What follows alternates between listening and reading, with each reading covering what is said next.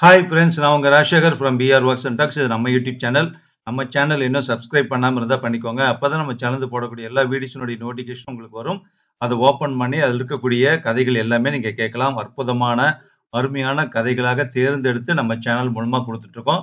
So நம்ம channel கதைகளை கேட்கறது இல்லாமல் அதில் கமெண்ட் பாக்ஸ்லையும் பாருங்கள். நம்ம பார்க்கக்கூடிய நம்ம கதைகள் கேட்கக்கூடிய வியூவர்ஸ் வந்து என்ன அவங்களுடைய கருத்தை சொல்லியிருக்காங்கன்னு பாருங்கள். அதை பார்க்குறப்பவே நம்ம சேனல்ல போடக்கூடிய கதைகள் எவ்வளவு வித்தியாசமான அருமையான கதைகளா கொடுத்துட்டு இருக்கோம் அப்படிங்கிறது உங்களுக்கு புரியும். இந்த வீடியோல இருக்கக்கூடிய கதையும் கேட்டுட்டு அப்படியே ஒரு ஷேர் பண்ணுங்க, அப்படியே லைக் கொடுத்துருங்க. இந்த வீடியோல இருக்கக்கூடிய கதை கேட்டீங்கன்னா நமக்கு பழைய ஞாபகங்கள்லாம் வரும். ஒவ்வொருத்தருக்கும் அவங்க வாழ்க்கையில சின்ன வயசுல சந்திச்ச நம்ம வந்து ரொம்ப என்ஜாய் பண்ண ரொம்ப சந்தோஷமா இருந்த தருணங்கள் எல்லாமே நமக்கு இது கண்டிப்பா ஞாபகத்துக்கு வரும். ஸோ அப்படிப்பட்ட ஒரு கதை என்ன, யார் எழுதின கதை அப்படிங்கிறது எல்லாமே இப்ப பார்க்கலாம். கேட்கலாமா? எம்.வி. வெங்கட்ராம் அவர்கள் எழுதிய குடும்ப சிறுகதை அடுத்த வீடு. எம்.வி.வி. அப்படின்னு சொல்லிட்டு செல்லமாகவும் அன்பாகவும் மரியாதையாகவும் அழைக்கப்படுகிறவர் தான் எம்.வி. வெங்கட்ராம் அவர்கள். அவர்கள் எழுதின கதை தான் அடுத்த வீடு. ஸோ அவர் சம்பந்தப்பட்ட ஒரு இன்ட்ரோ பார்த்துட்டு அப்புறம் அடுத்த வீட்டுக்கு போகலாம். ஓகேவா?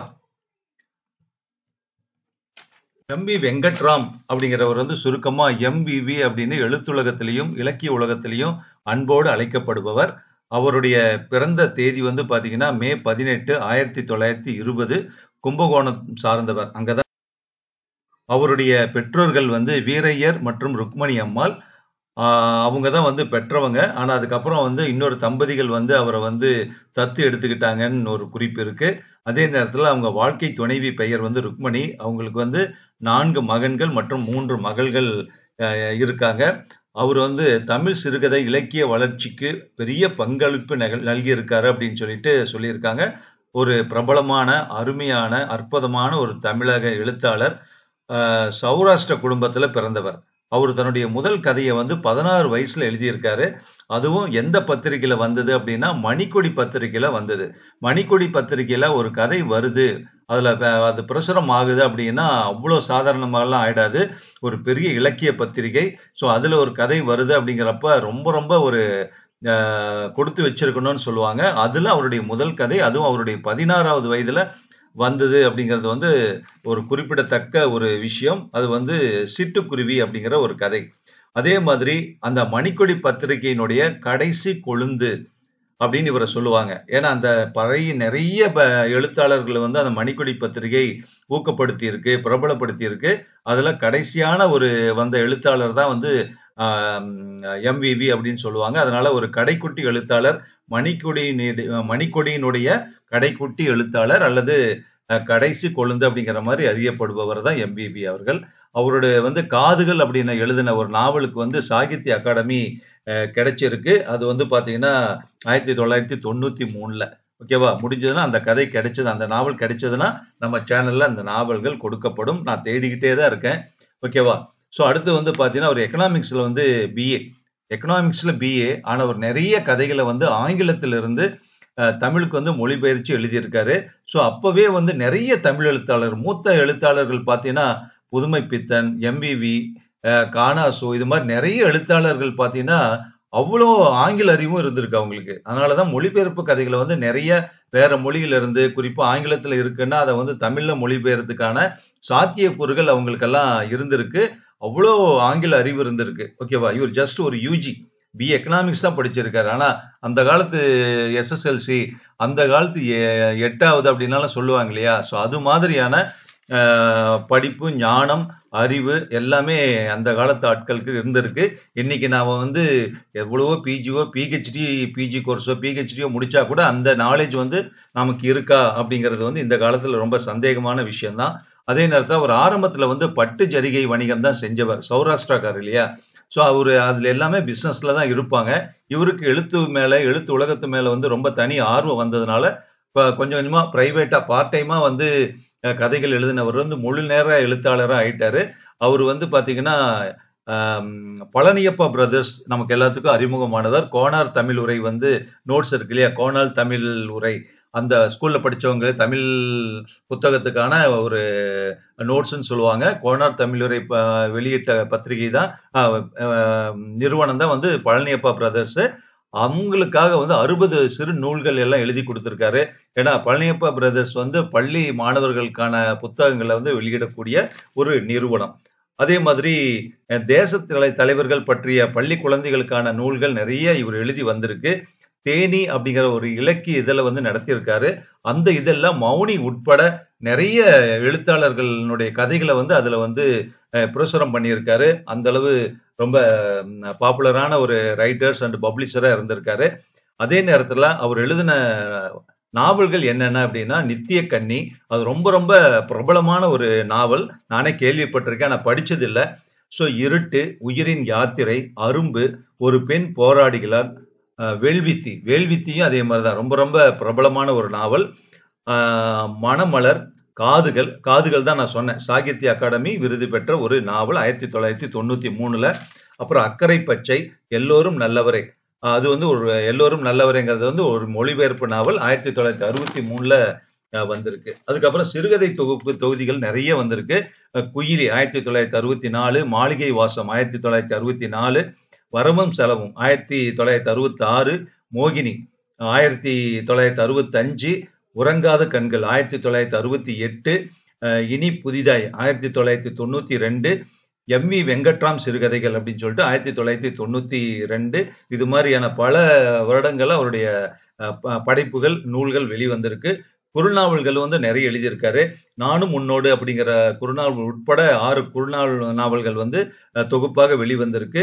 அதே நேரத்துல நிறைய விருதுகள் வாங்கியிருக்காரு. நான் முதலே சொன்ன மாதிரி சாகித்ய அகாடமி விருது, தமிழக அரசினுடைய விருது வந்து எம்.இ.வி. சிறுகதைகள்ங்கிற சிறுகதை தொகுப்புக்கு கிடைச்சிருக்கு. அப்புறம் சித்தசூரி ரத்ன விருது, லில்லி தேசியாமணி விருது, சாந்தோம் விருது, புதுமை பித்தன் சாதனை விருது. இது எல்லாமே வந்து அவர் வாங்கியிருக்காரு. கூப்பா ராஜகோபால் ஐயா இருக்காரு இல்லையா, அவருடைய கதைகள் நம்ம சேனல் ஏற்கனவே கொடுத்திருக்கோம். அவரு, அதுக்கப்புறம் நான் பிச்சமூர்த்தி, அவர் எழுதின கதைகள் வந்து நம்ம சேனல்ல நிறைய கொடுத்திருக்கோம். இன்னும் கூட அவருடைய வெறும் செருப்பு அப்படிங்கிற கதை கூட நம்ம சேனல்ல வரப்போகுது. இவங்க எல்லாமே இவருக்கு ரொம்ப எழுத்து பணியை செய்யறதுக்கு வந்து ரொம்ப தூண்டுதலாகவும் ஊக்கம் கொடுத்தவங்களாகவும் இருந்திருக்காங்க. இதுக்கெல்லாம் வந்து முத்தாய்ப்பாக வந்து கானா சுப்பிரமணியம் அவர்கள் வந்து கானாசுன்னு சொல்றேன் இல்லையா, அவருடைய கதைகள் கூட நம்ம சேனல்ல கொடுத்திருக்கோம். 2வது கல்யாணம், படித்த பெண், இன்னும் கதைகள் நிறைய அவரது நான் ஏற்பாடு பண்ணிட்டு இருக்கேன். அது நம்ம சேனல்ல வரப்போகுது. அந்த கானாசு அவர்கள் வந்து இவரை பத்தி சொன்ன ஒரு விஷயத்த நான் இப்ப படிக்க போறேன். எம்.வி.வி. அவர்களின் சிறுகதைகள் தனித்தன்மை வாய்ந்தவை, ஃப்ரீ பர்சனாலிட்டி உள்ளவை, மொத்தத்தில் தனித்துவம் வாய்ந்தவை, ஆனால் பல்வகையான பன்முக வாய்ப்பு கொண்டவை அப்படின்னு சொல்லிட்டு கானாசு அவர்கள் வந்து அவருக்கு ஒரு பாராட்டு தெரிவிச்சிருக்காரு. அவர் வந்து ஜனவரி 14ஆம் தேதி 2020ல ஜனவரி 14ல வந்து ஒரு 79வது வயசுல அவர் காலமாயிட்டாரு. ஜனவரி 14ங்கிறப்ப கண்டிப்பா அந்த பொங்கல் நேரமாக இருக்கும். அதனால வந்து அந்த டைம்ல அவர் இறந்துட்டாரு. கிட்டத்தட்ட 24 வருடம் ஆகுது அவர் இறந்து. ஆனா இன்னைக்கும் அவருடைய கதைகள் சாகாவரம் பெற்று இருக்கு அப்படிங்கிறது குறிப்பிடத்தகுந்த ஒரு விஷயம். ஓகேவா, கதைக்குள்ள போலாமா? எம்.வி. வெங்கட்ராம் அவர்கள் எழுதிய அடுத்த வீடு. சில வருடங்களுக்கு முன்பு ஒரு காலனி வீட்டில் குடியிருந்தேன். காலனியின் முதல் வீட்டில் இருந்த 6 வயது பெண் குழந்தை அன்று, என்ன அங்கிள், எப்ப பார்த்தாலும் நீங்க உங்க பையனுக்கு பூந்தி மிக்சர் எல்லாம் வாங்கிட்டு வர்றீங்க, எனக்கு எதையும் வாங்கிட்டு வர மாட்டேங்கிறீங்க என்று கேட்டது. ஒரு நிமிஷம் சுல்லென சாட்டையால் அடித்த மாதிரி இருந்தது எனக்கு. நிஜம்தானே, நம் குழந்தைகள் மட்டும்தான் நம் கவனத்தில் இருக்கிறார்கள். நமது அண்டை வீட்டிலும் குழந்தைகள் இருக்கிறார்கள் என்பது நம் நினைவில் இருப்பதில்லையே. பையனுக்கு வாங்கி வந்த ஸ்வீட்டை எவ்வளவோ முறை பங்கு போட்டு அந்த குழந்தைகளுக்கும் கொடுத்திருக்கிறோம். ஆனாலும் அந்த குழந்தையின் ஆசை இயல்பானதுதான் இல்லையா? அடுத்த வீட்டு மாமா தனக்கென ஏதாவது வாங்கி வர வேண்டும் என்று அந்த குழந்தை ஆசைப்படுவதில் என்ன தவறு இருக்கிறது? நம் வீட்டில் இருக்கும் அதே இட்லி மற்றும் சட்னி தான் அடுத்த வீட்டிலும் கிடைக்கிறது என்றாலும் அந்த இட்லிக்கும் சட்னிக்கும் எப்படியோ தனி ருசி வந்து விடுகிறது. சிறு வயதில் யார் வீட்டில் சாப்பிடச் சொன்னாலும் நான் சாப்பிட்டு விடுவேன். அடுத்த வீட்டில் சாப்பிடாதே என்று அம்மா திட்டுவார்கள். அடுத்த வீட்டுக்கும் நமக்குமான உறவு வெறும் பேச்சு மட்டும்தானா? என் வகுப்பு தோழர்களின் வீடுகளில் துவங்கி யாரென்றே தெரியாத நபர்களின் வீடுகள் வரை நான் சாப்பிட்டிருக்கிறேன். அவர்களும் தயக்கம் இல்லாமல் சாப்பாடு போடுவார்கள் அல்லது தின்பண்டங்கள் தருவார்கள். நாம் சாப்பிடும் அழகை வேறு ரசிப்பார்கள். இந்த சுதந்திரம் சில நேரங்களில் எல்லை மீறி நானே அந்த வீடுகளின் சமையல் அறைக்கு போய் அத்தை முறுக்கு கொடு என்று உரிமையோடு கேட்டு சாப்பிடும் நிலைமைக்கு வளர்ந்திருக்கிறது. அடுத்த வீட்டில் சாப்பிட்டேனா இல்லையா என்பதை கண்டுபிடிப்பதற்காக என் வீட்டில் கையை நீட்டச் சொல்லி முகர்ந்து பார்ப்பார்கள். அப்படி கையில் வாசனையை கண்டுபிடித்து விடுகிறார்கள் என்பதற்காகவே வரும் வழியில் மணலில் கைகளை நன்றாக தேய்த்து புழுதியாக்கி விடும் தந்திரம் கற்றிருந்தேன். ஆச்சரியமான உண்மை என்னவென்றால், நான் அடுத்த வீட்டில் சாப்பிட்டு வருவதைப் போலவே எங்கள் வீட்டிலும் எப்போதும் 1-2 சிறுவர் சிறுமிகள் வந்து சாப்பிட்டு போவார்கள். சிறு வயதில் எங்களது தெருவில் குடியிருந்தவர்களில் எனக்கு ரொம்பவும் விருப்பமானவராக சர்வேயர் அக்கா இருந்தாள். அவர்கள் வீட்டில் சிறு குழந்தைகள் இல்லை. கல்யாண வயதில் 2 பெண்கள் இருந்தார்கள். அந்த மாமா ஒரு சர்வேயர் என்பதால் அக்காவும் சர்வேயர் அக்கா.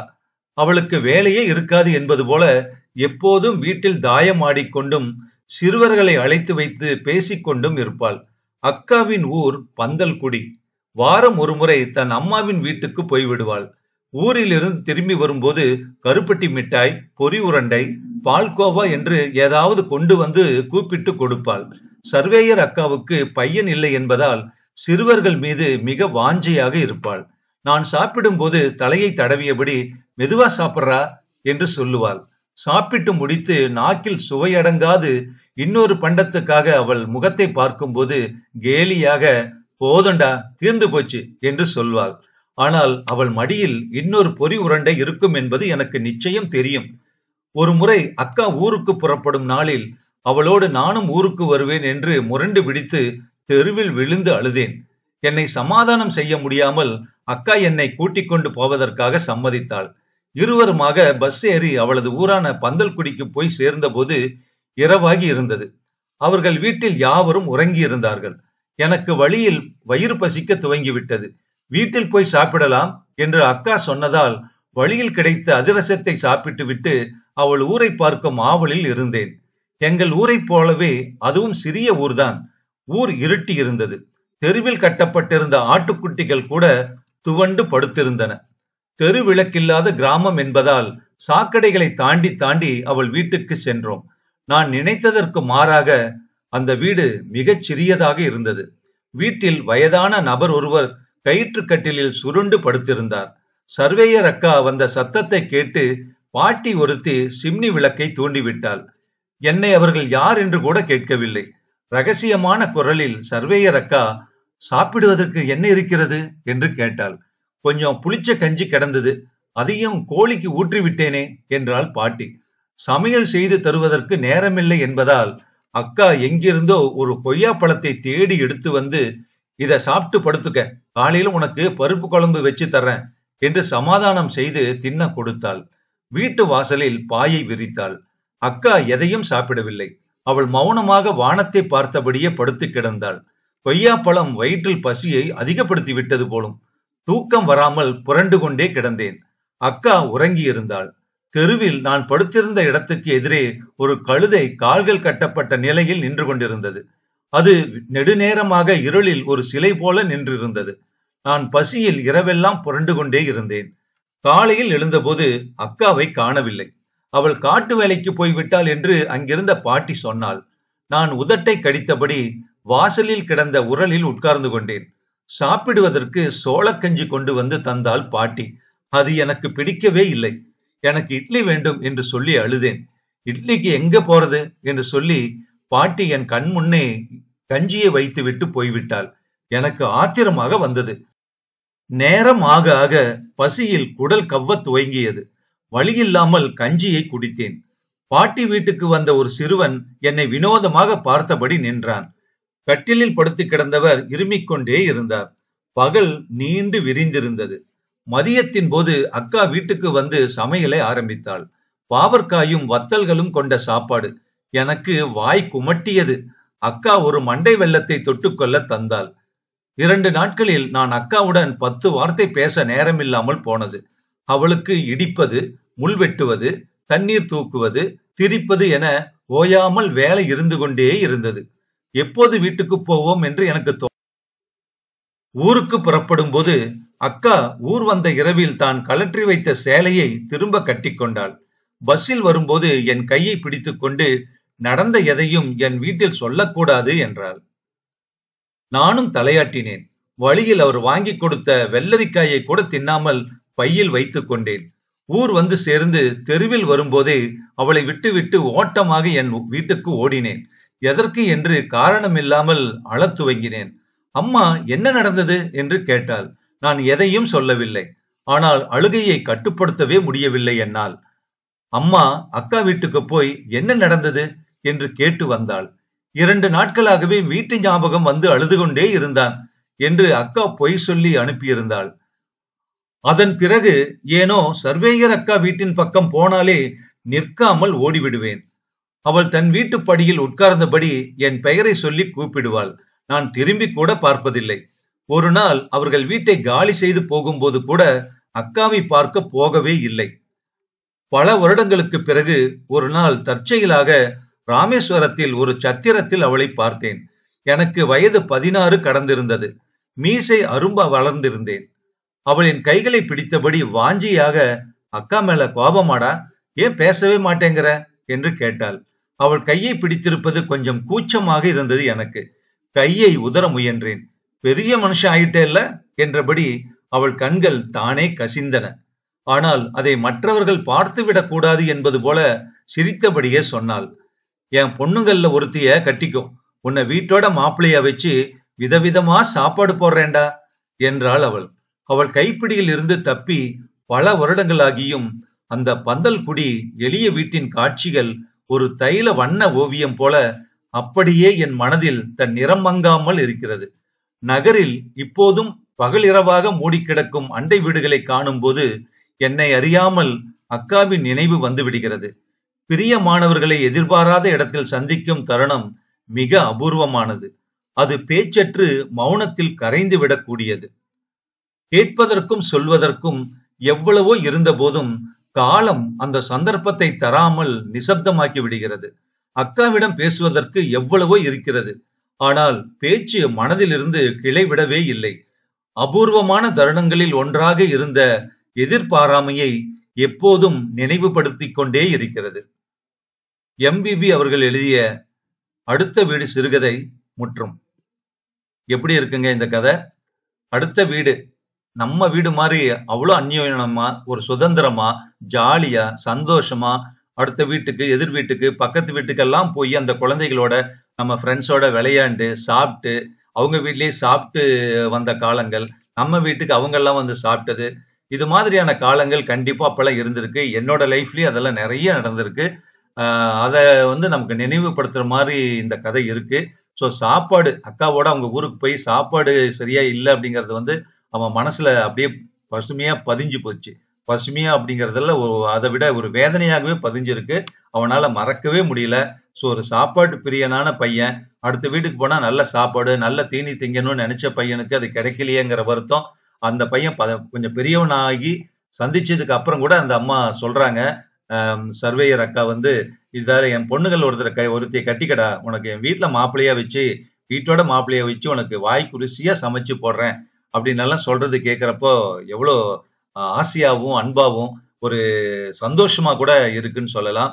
அதே நேரத்துல வந்து அவங்க கிட்ட நிறைய பேசணும்னு நம்ம நினைக்கிறோம். ரொம்ப நாளைக்கு அப்புறம் நம்ம இது மாதிரி நம்ம சிறு வயசுல இருந்தவங்களை மீட் பண்றப்ப நிறைய பேசணும்னு நம்ம நினைக்கிறோம். ஆனா நாம வளர்ந்துட்டோம்.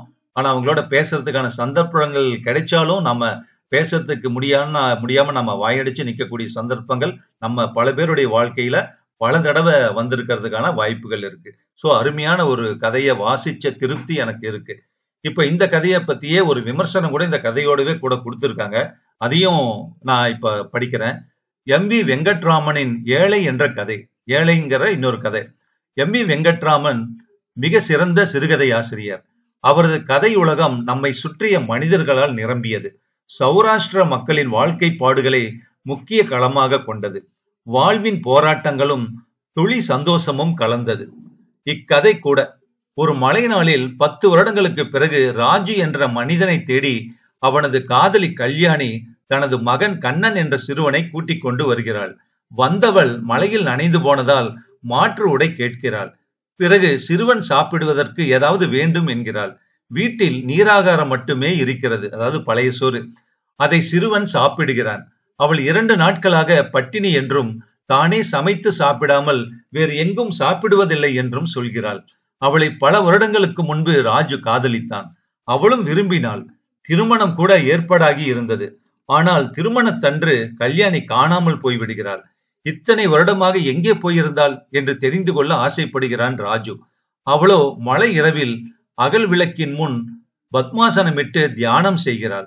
பிறகு தன் குழந்தையை தூக்கி கொண்டு அவனிடம் பயணத்திற்கு காசும் வாங்கி கொண்டு வீட்டை விட்டு போய்விடுகிறாள். வாழ்வில் எதிர்பாராத தருணம் கூடி வந்த நிசப்தமாக கலைந்து போய்விடுகிறது. ஒரு மின்னல் வெட்டை போல இந்த சம்பவம் நடந்தேறி விடுகிறது. எதற்காக வந்தால்? ஏன் இப்படி சாமியார் போல் இருக்கிறாள்? ஏன் இன்னும் இத்தனை பிடிவாதம்? எங்கே போகிறாள்? இப்படி கேள்விகள் மழையைப் போல முடிவற்று பெய்து கொண்டே இருக்கின்றன. அந்த சிறுகதையில சொல்லி இருக்கக்கூடிய விஷயத்த எவ்வளவு அற்புதமா ஒரு விமர்சனமா சொல்லியிருக்காங்க. வாழ்க்கையில் நிறைய கேள்விகள் பதிலற்று இருப்பதுதான் அதன் சுவாரஸ்யம் போலும். வாழ்க்கையினுடைய சுவாரஸ்யமே நிறைய கேள்விக்கு பதில் கிடைக்காம இருக்கு. அப்படிங்கிறப்ப அதை யோசிச்சுக்கிட்டே இருக்கிறப்பதான் நம்ம வாழ்க்கைக்கு உண்டான சுவாரஸ்யமே இருக்கு, அந்த சுவாரஸ்யம் நிலைச்சிருக்கு அப்படிங்கிற மாதிரி ஒரு விமர்சனம் கூட பாத்தீங்கன்னா எவ்வளவு ஒரு கவிதை நேயத்தோட இருக்கு. இன்னொரு ஒரு விஷயம் சொல்றாங்க. வெங்கட்ராமன் கதை ஒரு அபூர்வமான கணத்தை அப்படியே பதிவு செய்துள்ளது. பேசிக்கொள்ள முடியாத துக்கத்தை போல வழி தரும் விஷயம் உலகில் இல்லை என்பதை துல்லியமாக வெளிப்படுத்துகிறது. இப்ப நம்ம அடுத்த வீடு கதையில பார்த்த மாதிரிதான் இந்த ஏழைங்கிற சிறுகதையிலையும் ரெண்டிலுமே நம்ம சொல்ல வந்த விஷயம், நம்ம கேட்க வந்த விஷயத்த கேட்க முடியாமையே போயிடுது. அது எவ்வளவு பெரிய ஒரு வழியை கூட நமக்கு ஏற்படுத்துது. வாழ்க்கையில அது ஒரு நிறைய சுவாரஸ்யத்தை கொடுத்தா கூட ஒரு வழி நம்ம மனசுல இருந்துகிட்டு தான் இருக்கும் அப்படிங்கறது இந்த இடத்துல இந்த விமர்சகர் ஒருவர் கதைய கேட்டுட்டு பதிவு பண்றாரு. எப்போது பெய்யும் எப்போது நிற்கும் என்பது மழைக்கு மட்டுமில்லை, வாழ்வின் அரிய கணங்களுக்கும் பொருந்துகிறது. ஒருவேளை எதிர்பாராமையின் பெயர்தான் மழையோ என்று தோன்றுகிறது. எவ்வளவு அற்புதமான வார்த்தைகள்!